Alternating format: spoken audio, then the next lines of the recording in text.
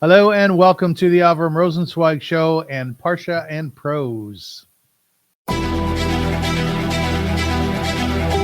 Welcome to one of the internet's best podcasts, where we dive deep into the lives of the extraordinary and fascinating people who leave an indelible mark on our world. Join us as we explore their captivating stories, remarkable achievements, and unique perspectives that shape history and inspire generations. Get ready to embark on a journey through the lives of inspiring people unlike any other.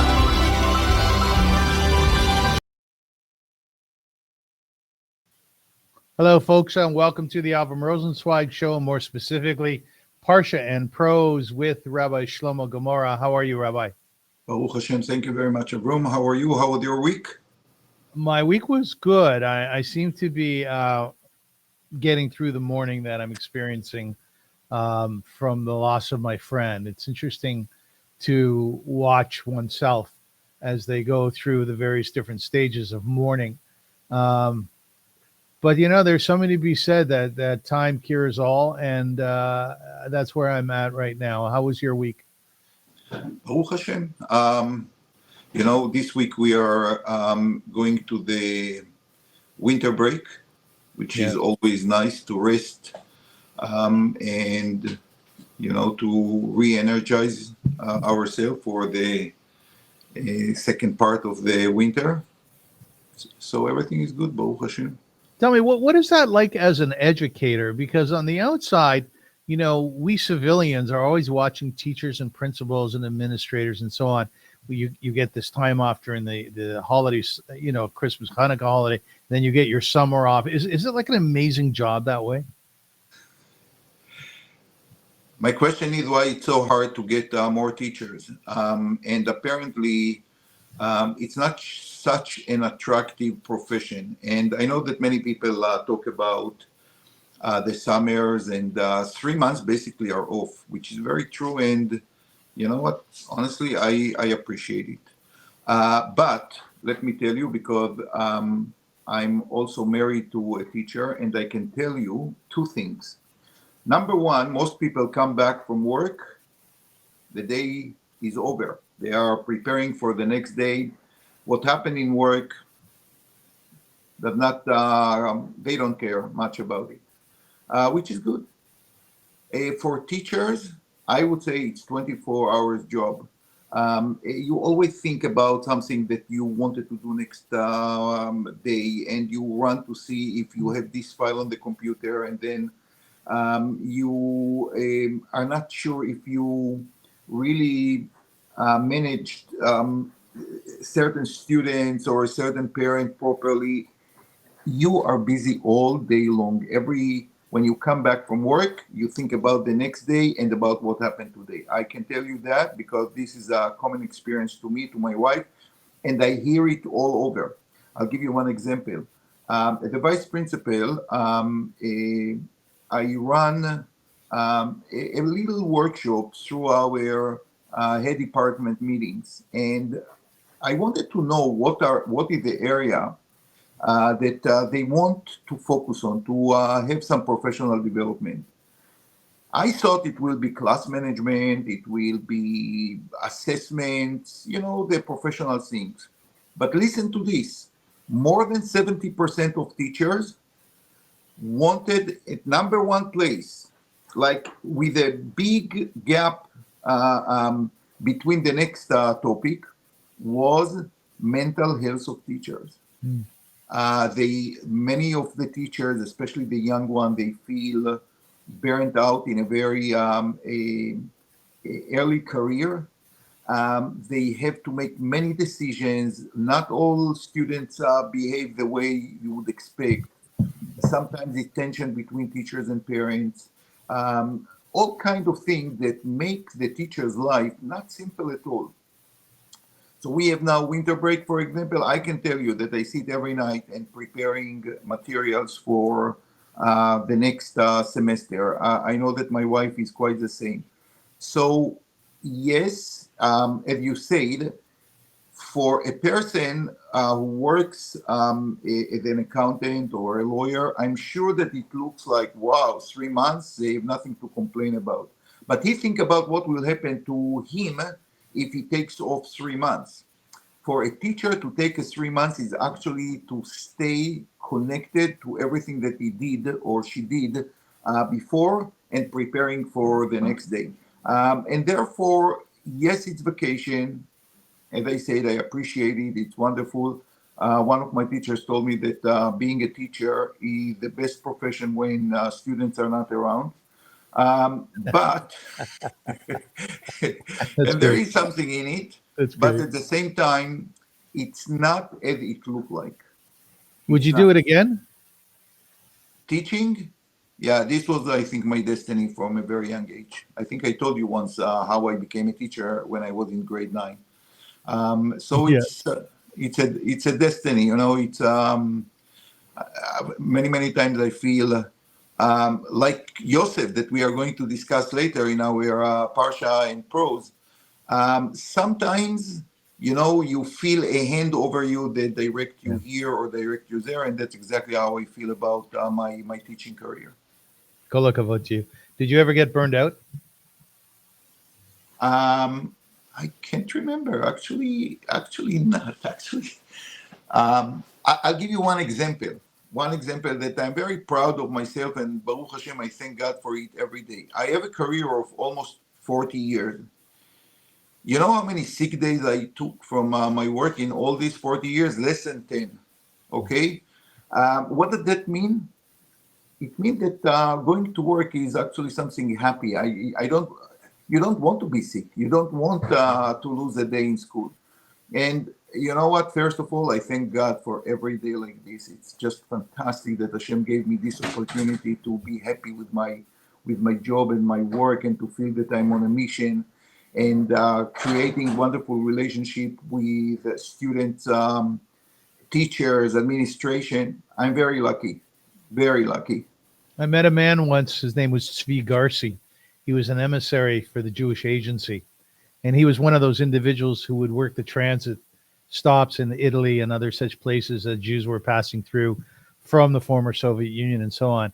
And I think he did this for about 50 or 60 years. He told me, "I need to get Avrum." He said, "I'll tell you something." He says, "I never once missed a day. Not once." Wow. I thought, oh my God, is that incredible? Absolutely incredible. Tzvi Garci, rest in peace. Ladies and gentlemen, the show is called the Avrum Rosensweig Show, and our series is Parsha and Prose. Thank you so much for joining us. We have a little segment that we launched into recently. It's called Shivim Panim, and we'll get to that in 1 second. Before we do a little bit of housekeeping, firstly, I wanted to show you behind me is a painting that I painted. It's beautiful, Avrum. Yeah, thank you. Thank you so much, Rabbi. Someone said recently that I should be advertising my painting a little bit more on the show. So there it is. I call it the village. In my head, I have this image of a village that I would like to live in. You know, Rabbi, I often think of, God willing, one day when I make Aliyah, my son's all grown up and ready to take care of himself. Where would I live? Would I live in Yerushalayim? Would I live in the hub in Tel Aviv? Or would I live more so in a shtetl, in a village, in a smaller place? Because all of them have their romance. They all have that sort of seduction. You're a Yerushalayim guy, right? You would live in Jerusalem, right? I love Jerusalem. I love every city in Israel, to be honest with you. Because, as you said, almost every city has a special character. And you know what? I think Jerusalem is really my cup of tea. I would be honest with you. But I like to go to Tel Aviv, the culture, the more modern city. So you have it both, and I think it's wonderful. Like between two cities, you know, this is a wonderful journey to go. Sometimes from Yerushalayim to Tel Aviv to Petach Tikva, where I was growing up. Every place has its unique place. Small places too. I lived in the moshav of my wife for a while in Ir Galim. As you said, it's more like a shtetl, a Hungarian shtetl actually. And it has its charm too. But at the same time, 8 p.m., day is over, like nothing to do anymore. So for people who likes, you know, things for their neshama, to go to a concert here and there, and to just go to a cafe and to talk to friends. A village, not the best place. Yerushalayim and Tel Aviv, much better. You ever live on a kibbutz? Not in a kibbutz, but in a moshav. In a moshav. I saw one of your picture on a tractor, which remind me that for one summer, Ben Azmanim, actually, it was in the yeshiva. I worked on a tractor too in the avocado field or orchard. Yeah, it was very interesting. Excellent. Ladies and gentlemen, I want to tell you a little bit too about some of the shows that I've just done. So I would ask you, if you could, to tune into them. And if you can comment and subscribe, it's really helpful, actually. So I just interviewed Michal Cutler-Wunsch, and she is Israel's envoy for combating anti-Semitism. She gave me about half hour of her time. That was yesterday, and today's Tuesday, so it was Monday. And she was a fascinating woman. And I tell you something, in terms of the spreading of anti-Semitism and the scariness of it, with someone like Michal at the forefront of fighting it, both in the United Nations and with leadership around the world from a very high level, you should be very secure that Israel is implementing a strategy of sorts. She's not the only envoy. Apparently, there's about 35 of them, and she is powerful. She grew up in the home of Menachem Begin. Her mother used to work for Begin, and she tells a story of how when she was waiting for Menachem Begin and her mom to come home from work, she would stay in Menachem's house and be playing piano and waiting for the two of them. And of course, upon her arrival, she would go home. But she's a fascinating woman. Her father is Erwin Cutler, who's just Canadian renowned for his kindness, his goodness, his human rights work. And you can catch that on the Avrum Rosensweig show. Now, I have a show coming up. I don't know if you know. Do you know who this is, Rabbi? Not really. Did you watch The Sopranos? No. You did not. Okay. It's an outstanding series on HBO a number of years ago. This guy was one of the characters on it. I won't say his name because it's not appropriate for the show on the Sopranos itself. But his real name is Vincent Pastore, and he was in Goodfellas, Carlito's Way. Are you into these mobster shows at all? Not at all. Sorry. I'm ignorant when it comes to this. Sorry. No, that's fine. Sometimes I think to myself that we romanticize the mobster lifestyle too much, but The Sopranos was something special. So I will be interviewing him and some other great interviews come in. Now, the Rabbi Shlomo Gemara said a few weeks ago, Avrum, he said, you should post a flyer of potential sponsorship options. So what a great idea that is. And here it is. Hopefully you can see it. I'm not going to go through it, but essentially you have all kinds of options of sponsorship. This is for Parsha Prose specifically. At the high end, you can sponsorship an entire month for $1,800, which is high. And at the lower end, just for individuals who want to throw out a greeting to Mishpucha or Refuah Shlema, get better, for $36. So you can watch this right here on the show, or you can email me at avrum.rosensweig@gmail.com for more information. What do you think of that, Rabbi? I think it's amazing. I think it's very appropriate. I think about huge crowd who want maybe, to remember their parents, because I'm sure that many of our listeners, their parents read books. They were not like seeing Netflix or things like this, and they appreciated it. And I think that if they would be alive, they would appreciate our show. I hear all the time from people who read books how much they appreciate our show, because it brings a new understanding to the Torah on one hand, and resonate with them as avid readers of the past. And I think our show brings these two loves together: the love to Yiddishkeit, to understand better the Torah, and at the same time admiration to the great pieces of art that we are talking every week in our podcast. I have to tell you two things. Firstly, your wife keeps the kitchen very clean. I can see the stove behind you. Good for her. And secondly, this is a Pesach kitchen, but trust me, the one upstairs is the same. We should talk about Pesach kitchen. One day we should talk about Pesach kitchens. I find that amazing. I want to really, Rabbi, I want to give you a big embrace because when I was preparing for this show, we're doing Parsha Miketz, and we're doing it through the lens of the Count of Monte Cristo.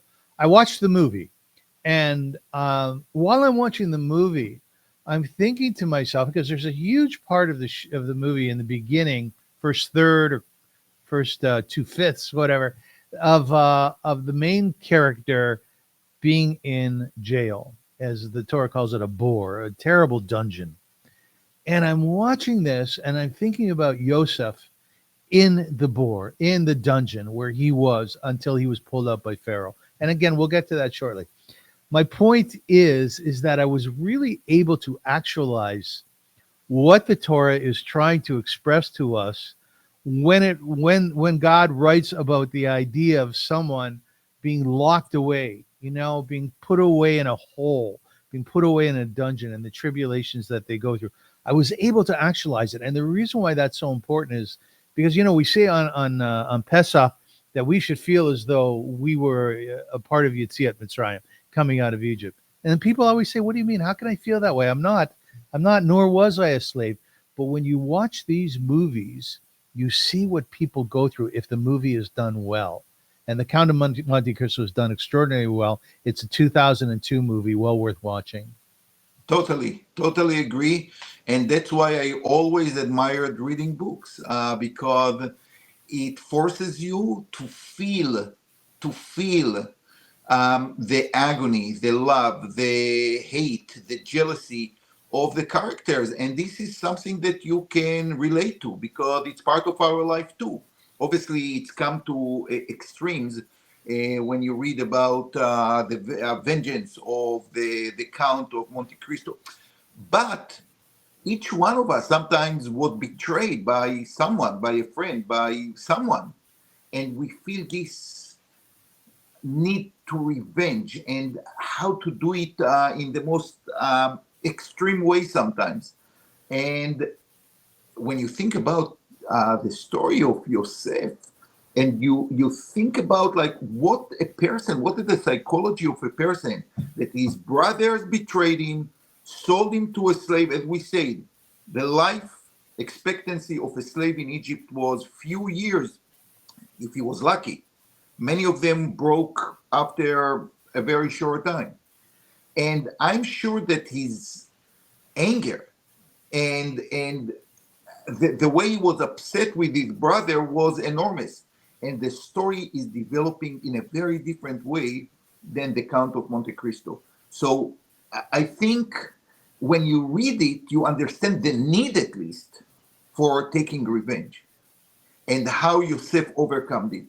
Because we all talk about, like, the greatness of Yosef, not to be tempted by the wife of Potiphar. But the truth is, the greatness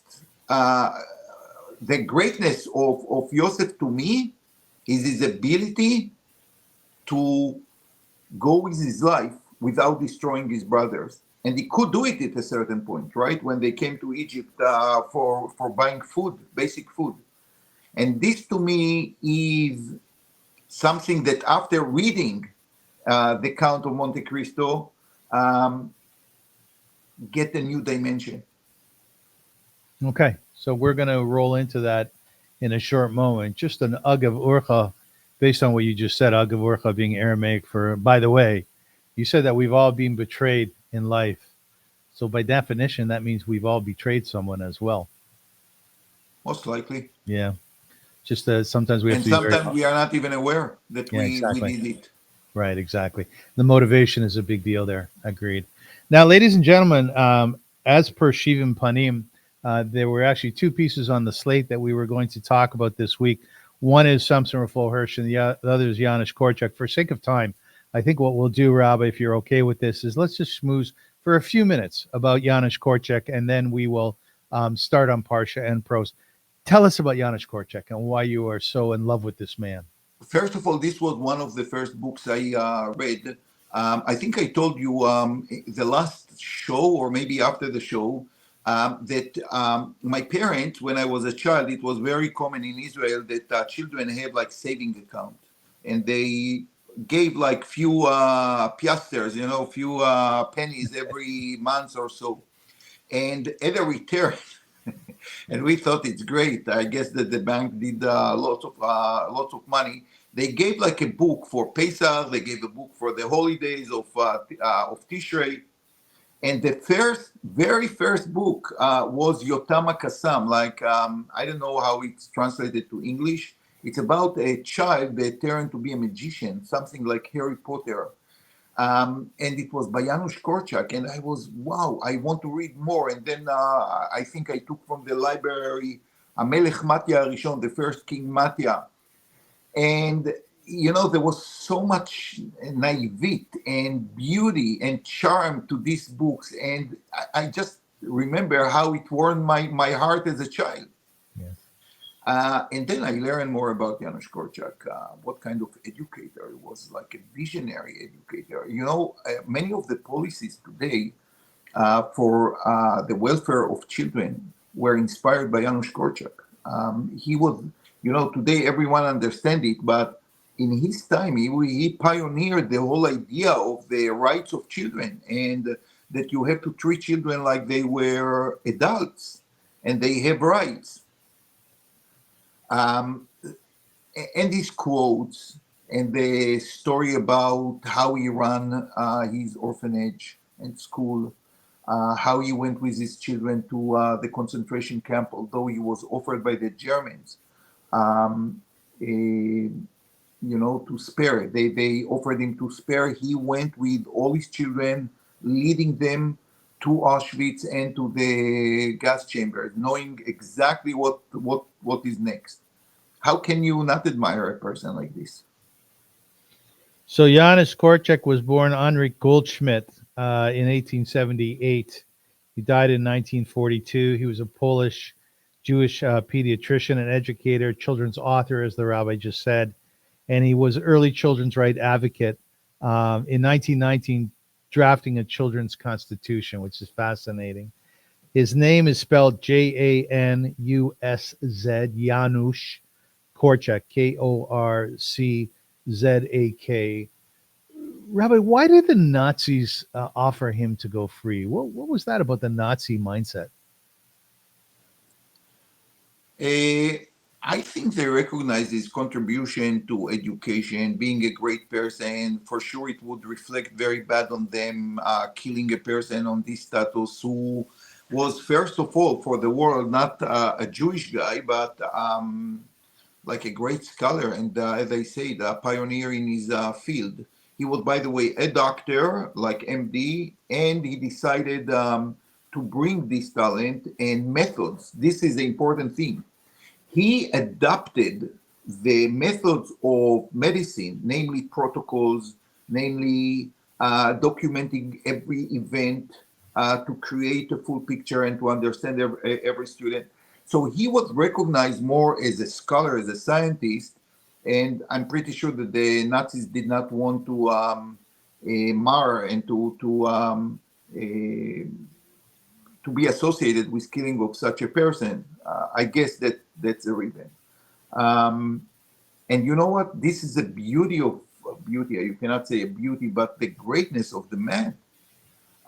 Knowing 100% what is waiting for him and being loyal to his life mission until the last moment. Like, whoa. There's a classic picture of Korczak walking with his students to the train, which would ultimately take him and the children to the death. Yep. And I visited the place when my wife and me went to Poland. I wanted to see the place where the Jews were deported. Millions of Jews were deported from one little square. And that's a place that if you are sensitive enough, you can hear the pain, the agony, the crying, the tears. It's not there, but if you have a good imagination, you see it all. And I could see the street is not a very wide one. It's something narrower than Butter Street. And I could see how they walk from the Unspatz. Umschlag plates to the train station. You can see that, and the devastating and shocking thing is that today, like, people are jogging, mothers are strolling with their children, and if you really know what happened in this place, you cannot picture the two things together. Like a place where hundreds of thousands of Jews were deported to their last journey to their death, and today, like, quite quiet street, normal street. Yeah, it's bizarre. If you don't know the history of it, you would think, well, that's a regular city in a big city. Yes. Very difficult experience. Rabbi, in conclusion on this topic, Michal Cutler, who again is the Israel's envoy, Israel's envoy combating anti-Semitism, she said yesterday, and she said to the United Nations after October 7th and just before Kristallnacht, she said, don't make the mistake that Israel was created because of the Holocaust. She said in fact, because the Holocaust would not have happened had Israel existed at the time. So I want to conclude your very, very sad thoughts by saying, Am Yisrael Chai, the nation of Israel lives. And I have to tell you something, we shouldn't be arrogant. We should not think too highly of ourselves. We have to keep that in check. But what Eretz Yisrael, what Israel is doing on all the various different fronts, 7 fronts, Michal Cutler said there's the 8th front, which is fighting anti-Semitism online and at political levels and so on. It's magnificent. It's just absolutely magnificent. It is, and it's when on Hanukkah we are lighting the candle and say "Asa nisim la'avotenu bayamim ha'em bazman hazeh." There is version that bayamim ha'em bazman hazeh, namely in this time, but many years ago. But there is also a version bayamim ha'em ubazman hazeh, and to me. I can feel it. I at least think, although my tradition is to say "Bayamim ha'em bazman hazeh," I think about the other version, about the miracle that still happened to us this day, and with all the pain and still remembering every day and every moment, actually, that we have brothers and sisters in the tunnels of Gaza, and we are just waiting to unite with them, hopefully very soon. We cannot deny what is happening in the Middle East in the last few weeks, which is not less than a miracle. Amen. I'm Yisrael Chai, and we'd like to dedicate this show to the passing of 3 Chayalim, 3 soldiers only yesterday, young men, 21 years old, 22 years old. Shivim Panim is available for sponsorship. We showed you the sheet. If you'd like to see it again, please be in touch with me at avrum.rosensweig@gmail.com or the rabbi. You can see his email below. Let's roll into what we're here for. Just last comment, Avrum. Yes. You know what is something common to you and Janusz Korczak? Me? What's that?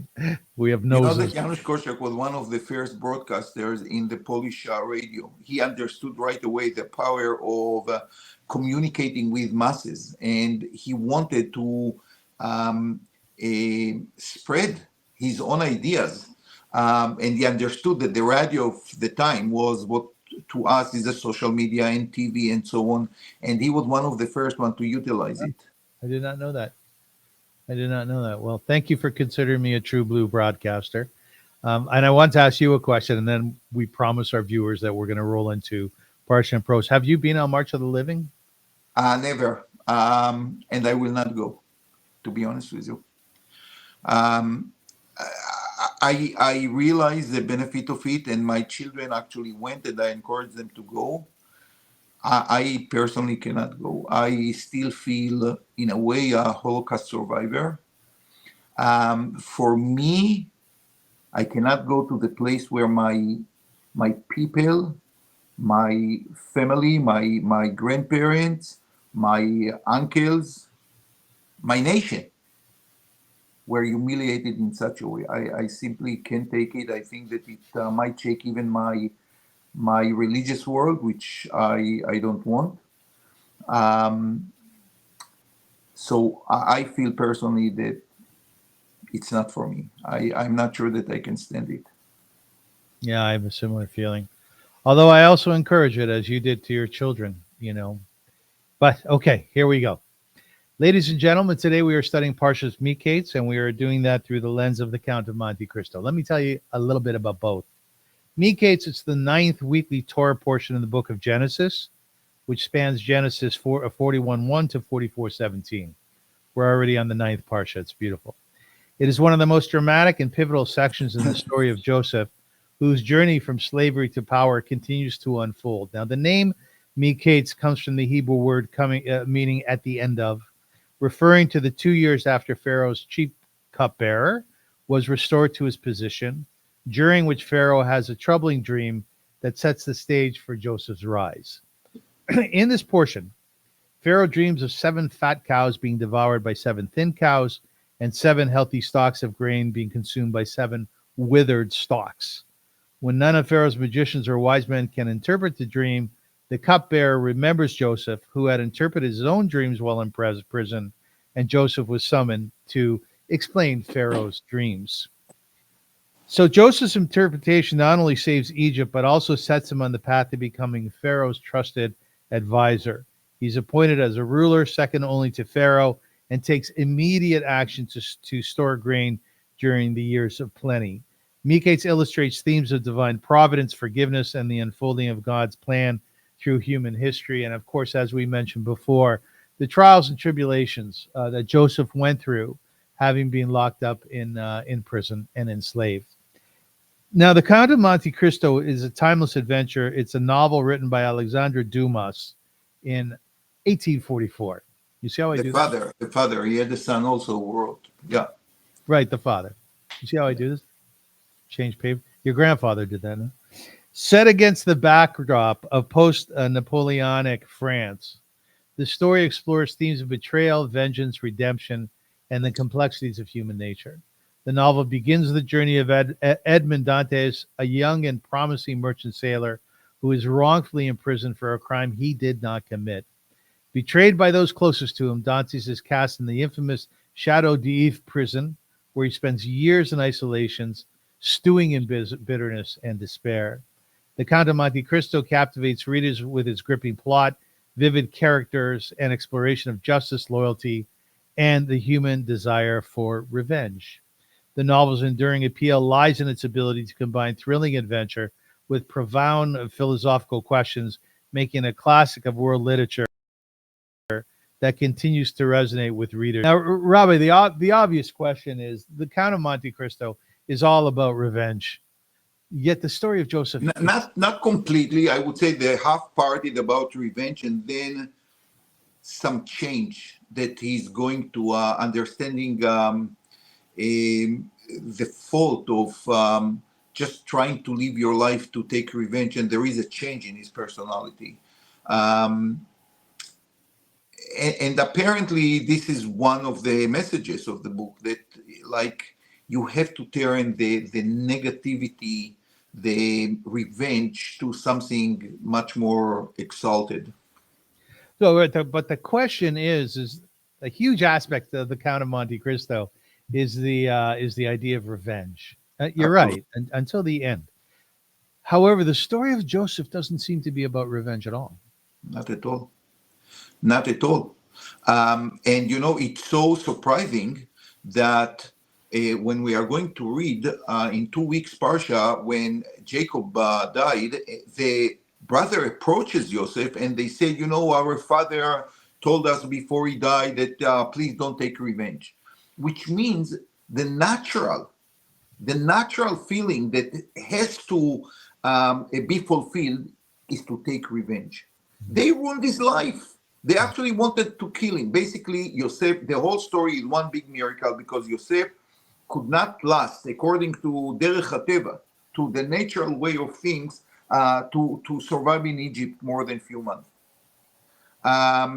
So certainly, Yosef was angry, was upset, but he never ever took revenge. The whole story is about the story how he tried to teach them indirectly how wrong they were. to bring them to a process of repentance, not revenge, not in any case. And why? Because Yosef, unlike the Count, believed that everything came from God. The Count, if you read carefully, he see himself the replacement of God. He's going to punish his enemies. He's going to manipulate the people who caused him to be imprisoned and to lose the love of his life. By Joseph, he knows and he communicated in every a part of the story that he believed that God is behind the scenes. And that's why he cannot take revenge, because it's not about him. It's about the story as it unfolds by God.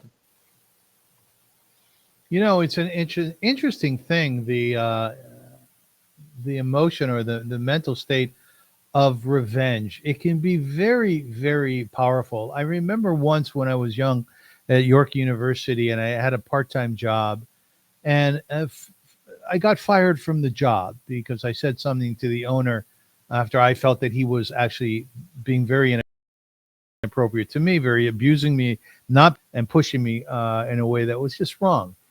And I responded to him, and I said, I'm not going to let this go. And then afterwards, I remember coming up with ideas of how I could take revenge. One of the ideas I had was delivering a bottle of shampoo to his house with blue dye in it so that his hair would turn blue.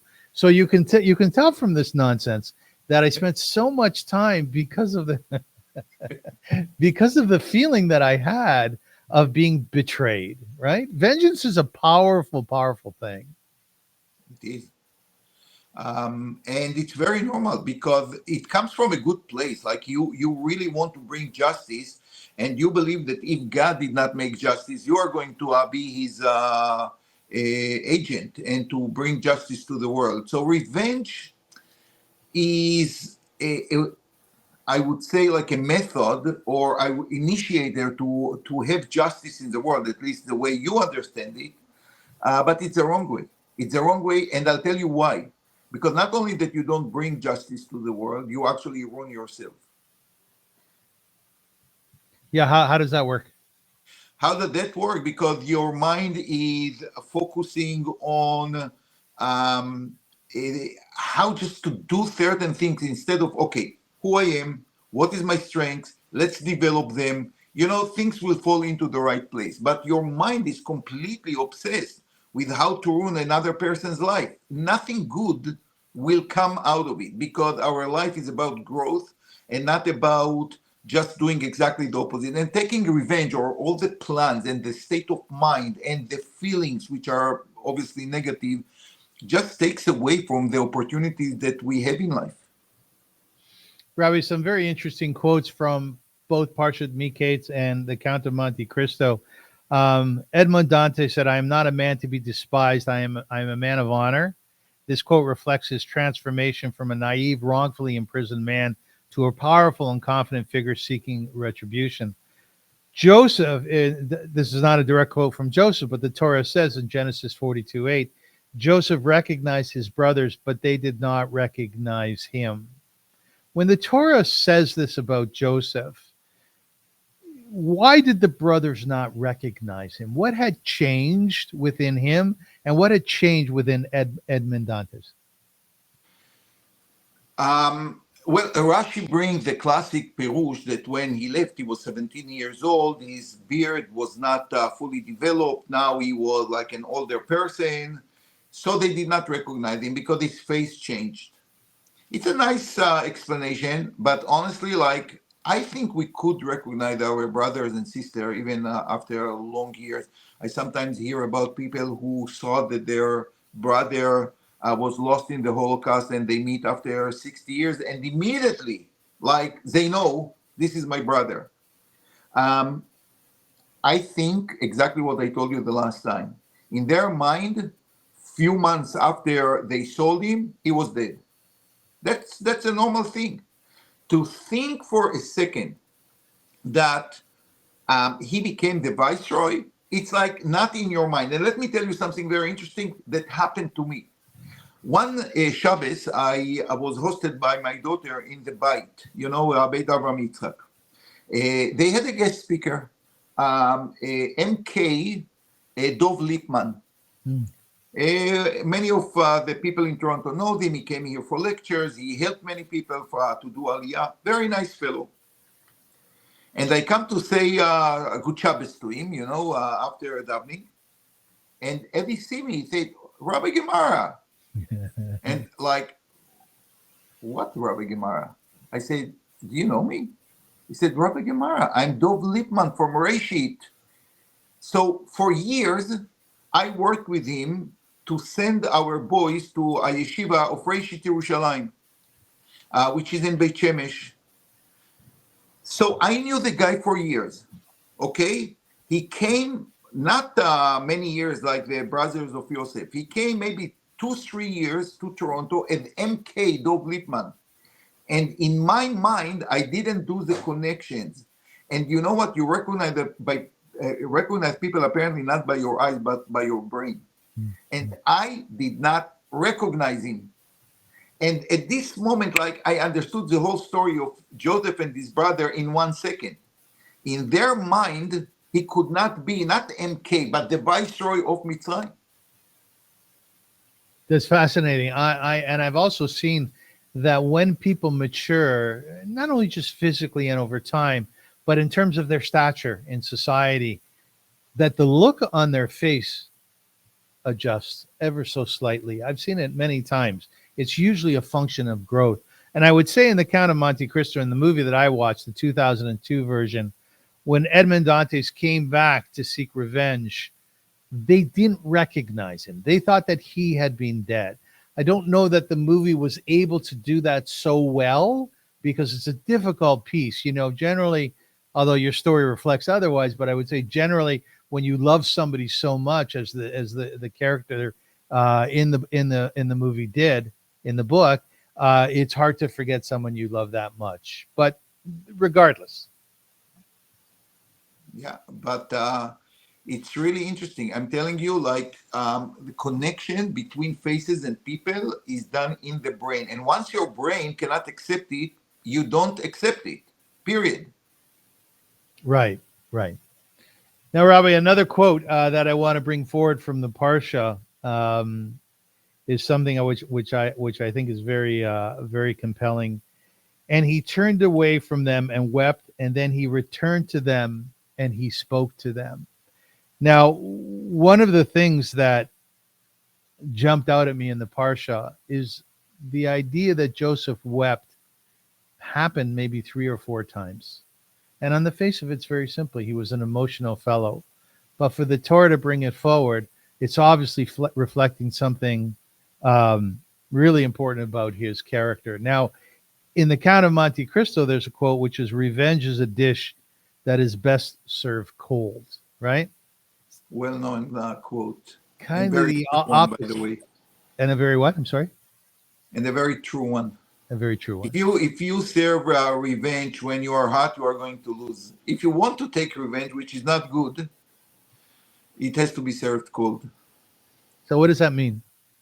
It means that not out of emotion. It has to be a very calculated, very purposeful act. And most people just want their emotions, their anger, to show how upset they are. And this will ruin everything. You have to wait to the right moment and to serve it cold, namely just for the sometimes people need to be punished. You don't do it out of anger. Listen, teachers every day face situations where they really want to punish the students. And my advice to myself and to my fellow teachers is always remove yourself from the emotional scene here, because then you are going to lose. You and the student are not on the same level. You are the adult, he is the child. Remove the emotional stress from here. And you know what? We are human beings. We get humiliated sometimes by students. We really want to, they make us angry. Remove completely the emotional side, the emotional effect it has on you, and deal with it coldly. this is something wrong. You have to learn it, maybe on the hard way. This way, the punishment is turned not to a punishment, but another tool in the educational arsenal. And it's a very big difference. And good punishment served cold will last for a very long time. If it's hot, it's going to degrade yourself. Yeah, were you able to do that as a parent? You will have to ask my children. Not always. You know what? Hard. After all, we all human beings. Sometimes our children can make us crazy. What they say that madness is genetic disease that is going from children to parents. That's great. I've never heard that. That's great. So but I do know people that with their children they manage to take away their emotional side and just to be real educator. I wouldn't include myself with them because I'm also emotional person, but I did see the effect that cold approach has in these cases. Do you cry a lot? I can cry. What would make you cry? What will make me cry? Seeing unity between people who were remote to each other always caused me to cry. You know what? I have to tell you a story that my mother told me about Joseph and his brothers. When I grew up, my great grandparents were with us. My mother lost her parents in Auschwitz, but her mother's parents came to Israel in the 30s. It's a long story. Maybe one day you want to interview my young son, Daniel. He knows everything about our family. But they were here in Israel. So when they came after the Holocaust, she had her great-grandparents in the house. They spoke only Yiddish, obviously. He was a Boyaner Chosid. And he told me the stories of the Torah. I was 5 years old, 6 years old. And my mother always tell me that I always asked him to tell me the story about Joseph and his brother. And every time I cried again, it was like so emotional, the unity of the brothers together, that I was crying. And maybe since then I have such a affinity to this amazing story that I told you once that Tolstoy said that it's the best story written ever. And it pushed him actually to learn Hebrew. So this will cause me to cry, like a strong,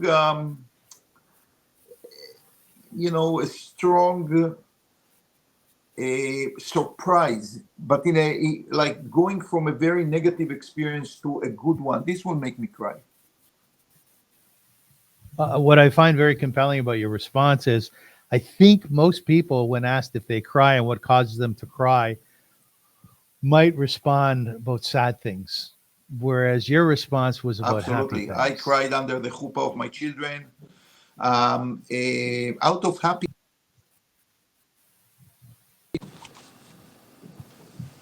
We are together. We're okay. Yeah, we're together. But we have to finish before an hour so that I can edit it. Are we together? Yeah, we are. Yes. Can you hear me?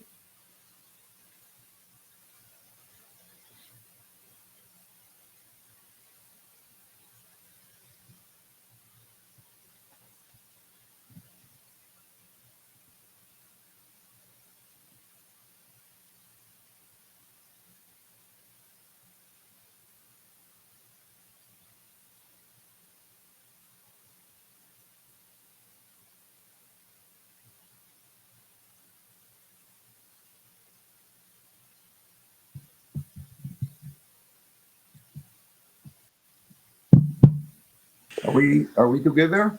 Yeah, can you hear me? Okay, Yeah, sorry, can you hear me I okay? can't hear you. You can hear me? So, Rabbi, we have to finish in less than 10 minutes. That way I can edit it and post it. Otherwise, I have to send it off to somebody. So I will repeat.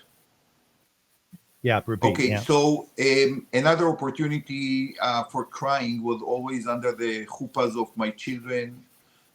It's very emotional. I don't know. I feel that, like, on one hand, I send them away, to build their own future.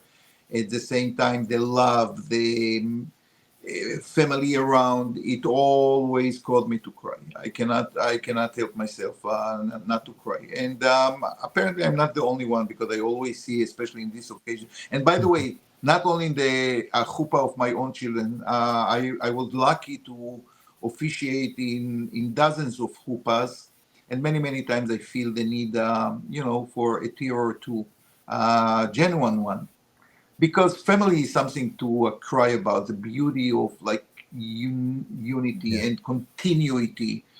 This is something that worth crying, and not out And like pain.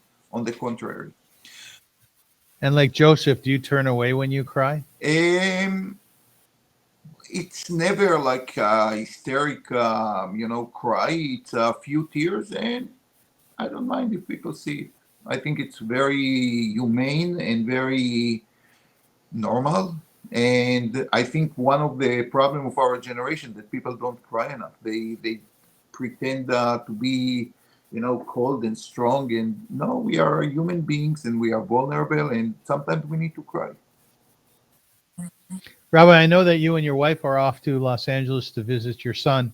So we're going to wrap up the show a bit earlier today. We have a few more minutes, Thank you. but I want to wish you Nisiya Tova and Toda. Chag Sameach again to you and your wife and your family.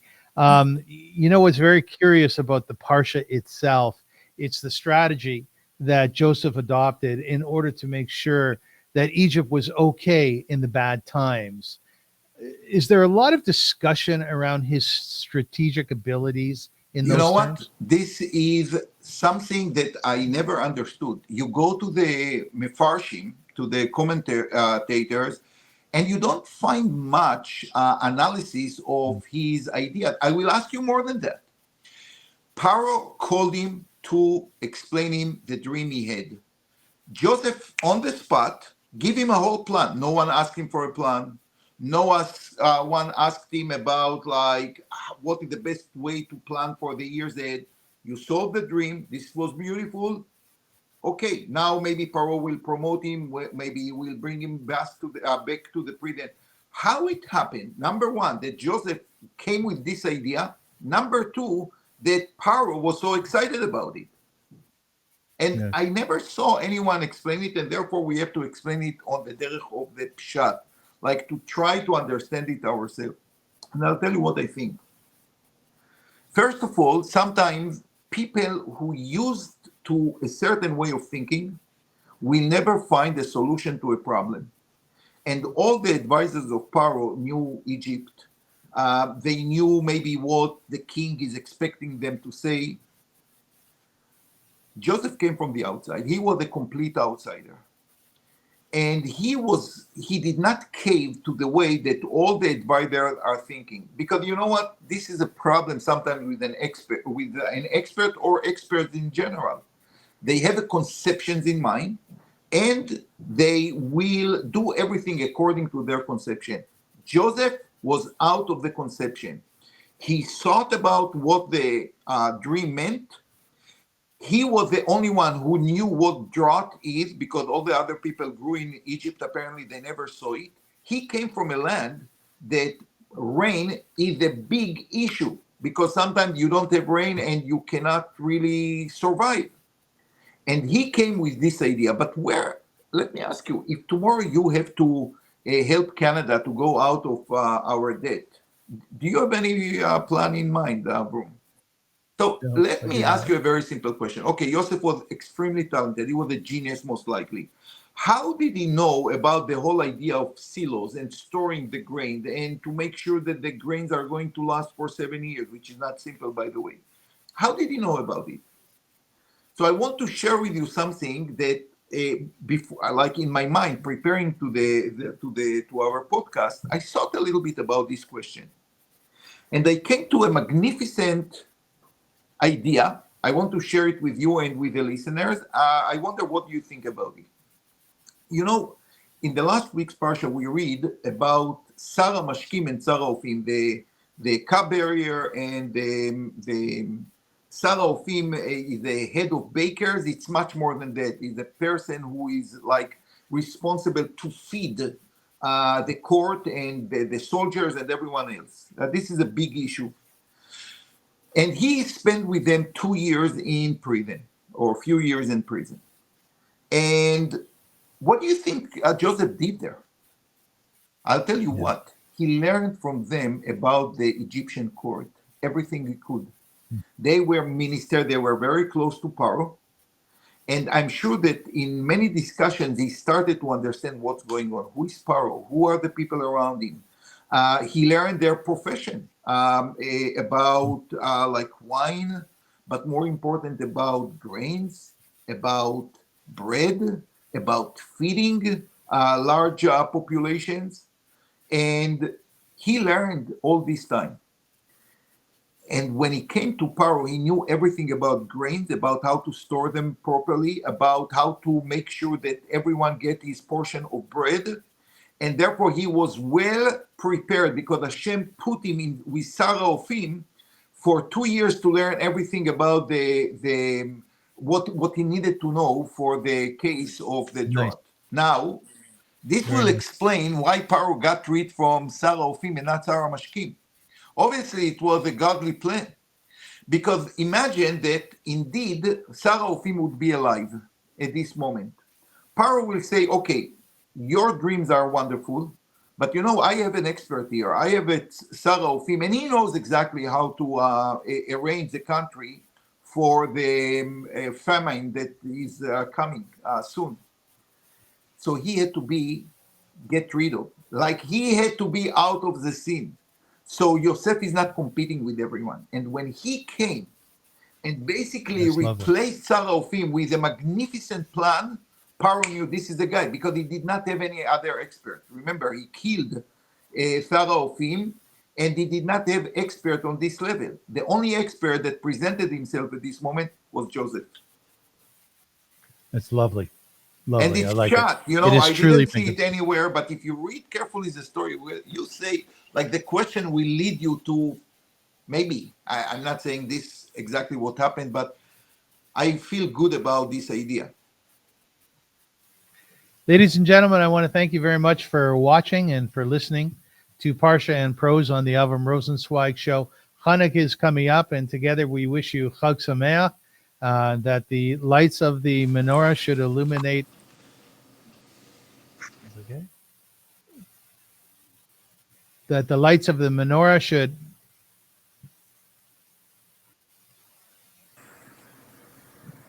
Okay. Now okay. I'm okay. Yeah. That I don't know what. That the lights. No, that's okay. We got like a minute left. That the lights of the menorah should illuminate our lives and the space in Eretz Yisrael amongst the people, and that there should be peace everywhere. Rabbi, have a safe trip to Los Angeles. Amen. And let's hope that when we talk the next time, we are going to be with the Chatufim, with the kidnapped ones, with our soldiers, and peace and light will come to Israel and to the world. Amen. Until then, as we say in Yiddish, Zeigazin, go in health, and we will return soon. Amen. Thank you so much.